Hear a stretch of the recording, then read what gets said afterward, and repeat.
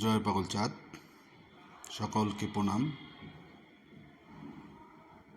আমরা একটা ভিডিও তুলেছি, যেটা খেজুরতলা ধামবাসীরা আমাদের তুলে পাঠিয়েছে। এই ভিডিওতে দেখানো হচ্ছে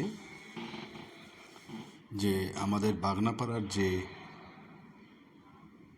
পাগল চাঁদের উপাসনালয় স্থাপন হয়েছে, তার মধ্যে যে পুষ্প সমাধি দেওয়া হবে, পাগল চাঁদ এবং পঞ্চশক্তির যে পুষ্প সমাধি দেওয়া হবে, এই পুষ্প সমাধির মৃত্তিকা অর্থাৎ মাটি সংগ্রহ করা হবে বাংলাদেশের সিদ্ধাম খেজুরতলার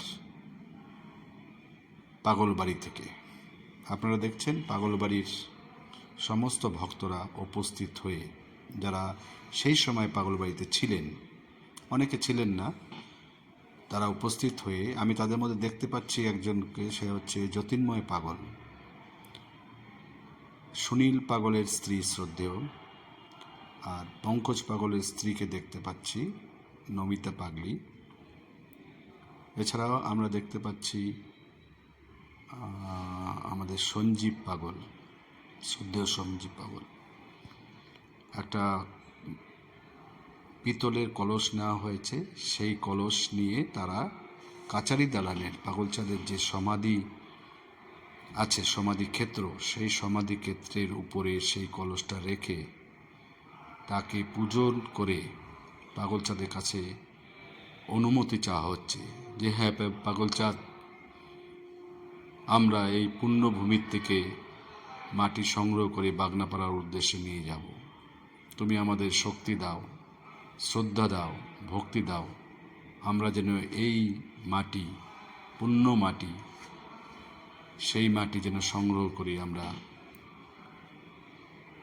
বাগনাপাড়ায় পৌঁছাতে পারি।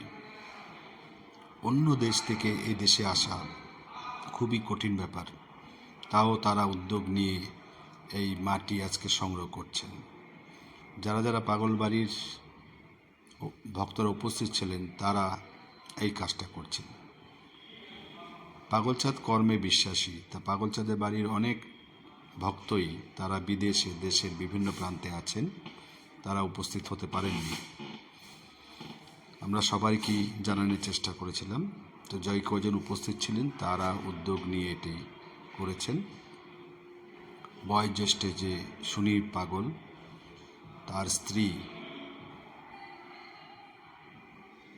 এখন প্রার্থনা করছেন পাগলচাঁদের কাছে, সমস্ত ভক্তরাও করছেন যে হে পাগলচাঁদ, তুমি আমাদের অনুমতি দাও, আমরা যেন তোমার গৃহের এই গৃহাশ্রমের যেই মৃত্তিকা বাগনাপাড়ায় সঠিকভাবে পৌঁছে দিতে পারি। সবার নাম হয়তো আমি জানি না, আমাকে ক্ষমা করবেন। যেই কজনের নাম আমি জানতাম তাদের নাম প্রকাশ করলাম। সকল ভক্তরা দেখুন, এর মধ্যে শিশুরাও আছেন, তারা একত্রে হয়ে সেই পুণ্যধামের কলসি, মাটির কলসি তারা নিয়ে আমাদের পাগলচাঁদ যেখানে বসতেন, সেই যেখানে বসে 14ই ফাল্গুনের ভক্তদের দুঃখ কষ্টর কথা শুনতেন, সেই জায়গায় পাগলচাঁদের যুগল ছবির সামনে তারা এই কলসটি স্থাপন করে খেজুরতলা ধামের মৃত্তিকা সংগ্রহ করবেন। এই ভাষ্য দিতে দিতে আসলে এই মাটির মধ্যেই পাগলচাঁদের পায়ের ধূলিকণা এখনো বর্তমান। সেই ধূলিকণা এইখানে এই কলসে সংগ্রহ করছেন। কথা বলতে গিয়ে আমার গলা ধরে আসছে আবেগে, যে এই ধামেই পাগলচাঁদ একদিন বিচরণ করেছেন এবং পঞ্চশক্তি বিচরণ করছেন। সেই ধামের মৃত্তিকা আজ ভক্তি সহকারে, শ্রদ্ধার সহিত সংগ্রহ করা হচ্ছে বাগনাপাড়ার আশ্রমের উদ্দেশ্যে। জয় পাগলচাঁদ, প্রণাম সবাইকে। আপনারা দেখুন কি করে আমাদের মা পাগলবাড়ির তিনি কি করে এই ভক্তি ভরে এই পূজন করছেন। পাগলচাঁদের পূজনের কোনো মন্ত্র হয় না, চাই কেবল চোখের জল। তো আমি যখন এই কথা ভাষ্য দিচ্ছি আমার চোখে জল চলে আসছে, গলা ধরে আসছে।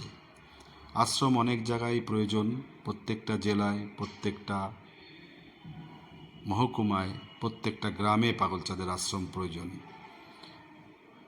আমাদের গৃহশ্রমে আমরা বিশ্বাস করি, তাই বলে আমরা সার্বজনীন আশ্রমকেও প্রতিষ্ঠা করতে হবে। যেই রকম করেছেন আমাদের মিলননগরের প্রমথ পাগল, অথবা নবদ্বীপের আমাদের সুদূর বেতাই থেকে গিয়ে একটি আশ্রম স্থাপন করেছেন রঞ্জিত বৈদ্য মহাশয়, তাদের মতো কালনাতেও একটি আশ্রম স্থাপন হয়েছে, এখন বাগনাপাড়ায় স্থাপন হচ্ছে। এবং বাগনাপাড়ারটা বিশেষত্ব, আমরা খেজুরতলার থেকে পাগলচাঁদি যেন আমাদের স্মৃতিতে এসে, আমাদের মনে এসে, হৃদয়ে এসে বলে দিল যে তোমরা পুষ্প সমাধি করো, এবং পুষ্প সমাধিতে আমি থাকব। সব জায়গায় পাগলচাঁদ থাকবেন, সমস্ত ভূতে, সমস্ত স্থানে পাগলচাঁদ বর্তমান। কিন্তু ভক্তি ভরে আমরা পাগলচাঁদের যেখানে বিচরণ করেছেন সেই বিচরণ ভূমির মৃত্তিকা আমরা এখানে সংগ্রহ করছি। একে একে সমস্ত ভক্তরা তারা মৃত্তিকা নিয়ে প্রণাম করে মন্ত্র জপ করে এই পিতলের কলসিতে সযত্নে রাখছেন। যে ভক্ত প্রথমেই আমাদের ভারতবর্ষে আসবেন সে সেই কলসটি এসে আমাদের বাগনাপাড়ার আশ্রমে দিয়ে যাবেন। এটা স্থাপন করা হবে 31শে ভাদ্র পূর্ণিমার দিন। যারা এই ভিডিও দেখছেন তারা অবশ্যই আসবেন। জয় পাগলচাঁদ, প্রণাম।